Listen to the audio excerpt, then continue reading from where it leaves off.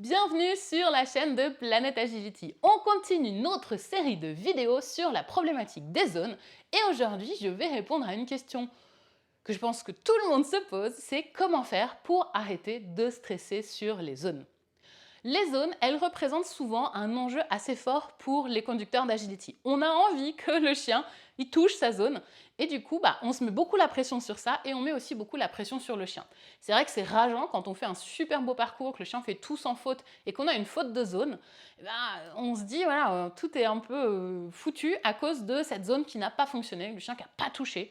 Et du coup, voilà, notre travail, tout le reste qu'on a fait, il tombe un peu à l'eau. C'est vrai que l'agility, c'est un sport un peu ingrat parce que la moindre petite faute, elle va avoir des conséquences assez importantes sur vos résultats, sur vos classements, sur vos pointages, sans parler forcément de vouloir être les champions du monde. Mais si vous voulez une partie de brevet, par exemple, il faut quand même que votre chien fasse le parcours sans faire de faute de zone.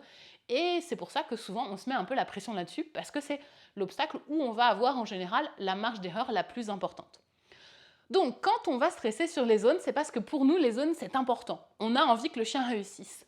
La question qu'on doit se poser du coup, c'est pourquoi est-ce que je continue à stresser alors que je suis censée avoir appris à mon chien les zones en fait, et tout simplement à le faire et à bien le faire.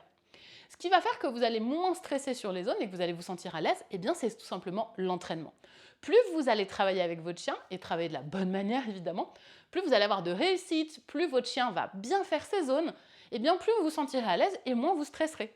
Moi aujourd'hui, quand je passe avec mes chiens en concours, je ne regarde jamais mes zones. Je ne me pose même pas la question de savoir si mes chiens font la zone ou pas. Ils vont la faire, c'est sûr. Il n'y a quasiment aucune chance qu'ils ne fassent pas leur zone.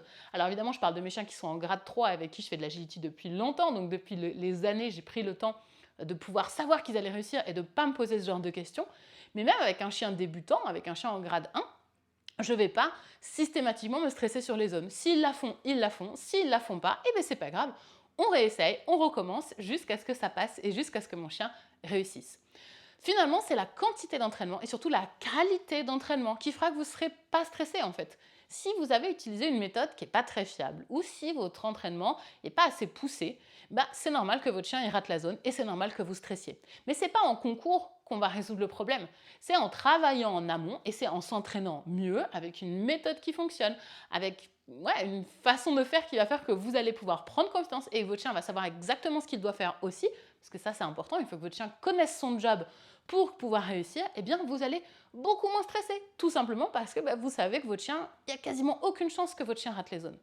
Il n'y a aucun chien qui est fiable à 100% dans toutes les situations. Il faut qu'on saute ça de la tête, c'est sûr que le chien ne pourra jamais tout parfaitement bien faire.